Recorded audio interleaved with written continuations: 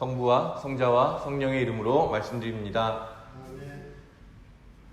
예수님께서는 이 땅에 오셔서 하나님 나라를 선포하셨습니다. 그리고 그의 온 몸으로 하나님 나라를 드러내셨고, 또 자신을 따르는 제자들을 불러서 하나님 나라를 이어갈 수 있도록 그런 활동을 하셨습니다. 예수님께서는 십자가에 달려 돌아가시고 또 부활하신 것을 통해서, 또 우리가 계속 절기를 지켜오면서 봤던 것처럼 성령의 임재하심으로 인해서 이 땅에 교회가 생겨나게 되었습니다. 예수님께서 하나님 나라를 선포하시고 이루어 가시는 그 일을 이루어가는 것이 바로 교회라고 할 수 있습니다. 그런데 교회는 이 사명, 또 하나님께서 우리에게 맡겨주신 이 일들을 잘 감당하기도 했지만, 때로는 그 여정을 멈추기도 하고 또 후퇴하기도 하고 실패하기도 했습니다. 2000년이 지난 지금도 여전히 교회는 예수님이 하신 그 일을 이어서 이 땅에 하나님 나라를 이루어가는 그 여정 가운데 머물러 있습니다.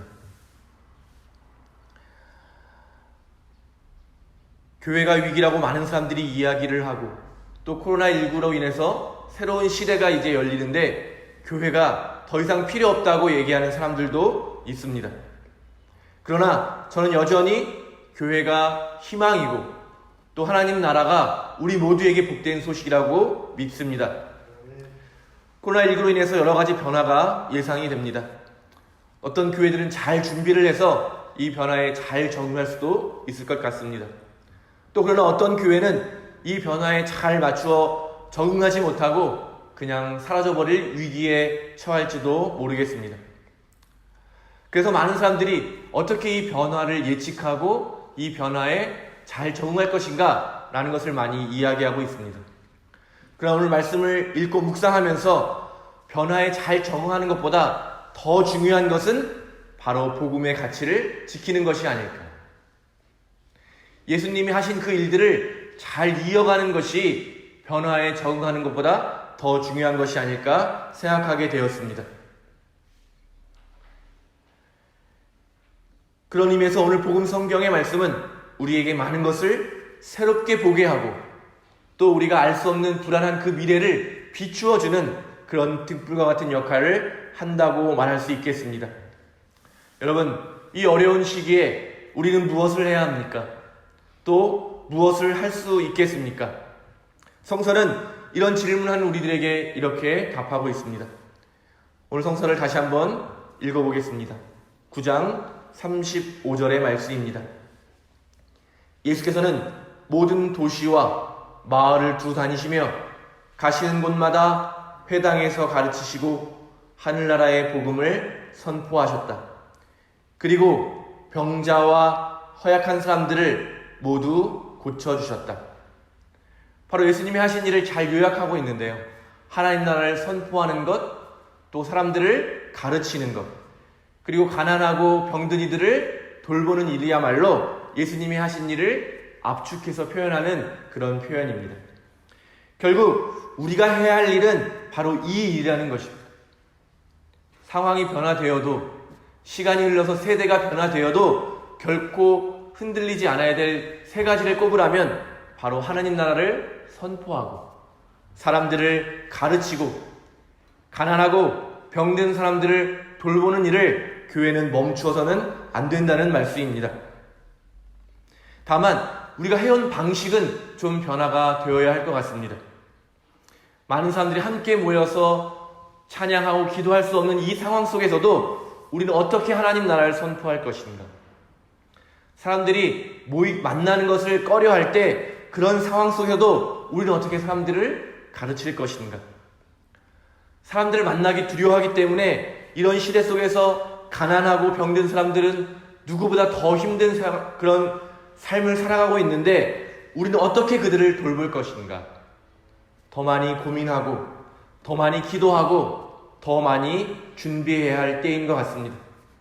그리고 물론 우리는 실패할 수 있기 때문에 시행착오가 있을 것을 예상하면서 그럼에도 불구하고 우리는 다양한 시도를 해보아야 할 것입니다.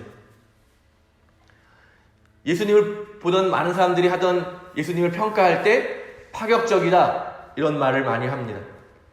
그래서 정말 자기가 예수님을, 하나님을 알 기회가 없었던 그 사람들에게는 예수님이 환영을 받았지만 당시 종교, 정치 지도자들에게는 오히려 반대를 받았습니다. 예수님의 파격은 하나님을 사랑하고 하나님을 만나고 싶지만 나아갈 수 없던 사람들에게는 길이 되었기 때문에 환영을 받았지만 이미 하나님 가까이 있다고 생각한 사람들은 예수님의 방법이 못마땅했던 것입니다. 예수님은 그런 그들의 잘못된 권위를 복종하지 않으시고 저항하시면서 그들이야말로 스스로는 하느님을 잘 믿고 그 뜻을 잘 알고 잘 실천하고 있었다고 생각하고 있었지만 그들이야말로 얼마나 하나님께 멀리 떨어져 있었는지, 그들의 신앙이 얼마나 왜곡되어 있었는지, 또 오히려 그들의 행동이 하나님의 일을 얼마나 방해하는지를 낱낱이 드러내셨습니다. 이런 모든 일련의 과정에서 예수님께서 가장 중요한 것이 무엇이냐? 바로 하나님의 뜻을 드러내고 실천하고 사람들을 초대해서 함께 하나님의 뜻을 이루어가는 것이었습니다. 우리도 이런 예수님의 모습을 닮기를 바랍니다. 우리 교회가 이런 예수님의 모습을 닮아서 그런 사역을 이어나가게 되기를 바랍니다. 또 우리 10장 1절 다시 한번 보겠습니다. 악령들을 제어하는 권능을 주시어 그것들을 쫓아내고 병자와 허약한 사람들을 모두 고쳐주게 하셨다. 또 파견하시면서 하시는 7절의 말씀입니다. 가서 하늘나라가 다가왔다고 선포하여라. 앓는 사람은 고쳐주고 죽은 사람은 살려주어라. 나병 환자는 깨끗이 낫게 해주고 마귀는 쫓아내어라. 너희가 거저받았으니 거저주어라. 이 말씀을 읽으면서 우리 교회의 시선이 어디에 머물러 있는가를 다시 한번 바라보게 되었습니다. 교회가 하는 일의 대부분은 교회를 다니는 사람들, 내부를 향한 시선이 많다는 것을 말씀을 읽으면서 깨닫게 되었습니다. 그러나 예수님께서는 오히려 교회의 시선이 항상 밖으로 향해 한다는 것을 말씀하고 계십니다. 제자들이 익숙한 장소, 익숙한 사람들에게만 하나님 나라를 전하라고 하신 것이 아니라 알지 못하는 사람들, 낯선 도시로 가서 거기에 가서 하나님 나라를 선포하라고 말씀하셨습니다. 낯선 곳, 낯선 사람들을 향한 시선이야말로 교회가 꾸준히 유지해야 될 시선이라는 것을 다시 한번 말씀을 통해서 깨닫게 되었습니다. 그래서 잘 알지 못하는 두려운 낯선 곳으로 가야 되는 제자들을 예수님이 축복해 주셨고 또 그들에게 능력을 더해 주셨던 것입니다. 그 어느 때보다도 많은 사람들이 두려워하고 또 고통당하고 있는 시대야말로 교회가 더 바삐 움직여야 할 때라는 것을 깨닫게 되었습니다.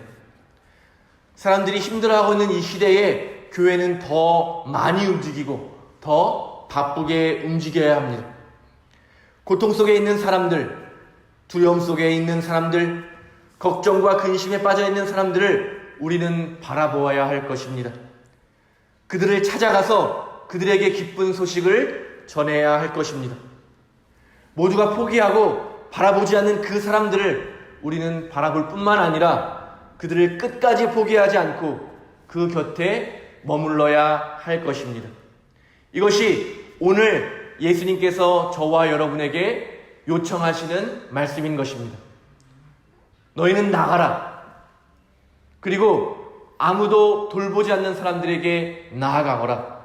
그리고 그들을 치유해주고 그들을 일으켜주고 그들 곁에 머물면서 내가 거저준 그 능력을 가지고 그들을 회복시키라고 말씀하고 계시는 것입니다.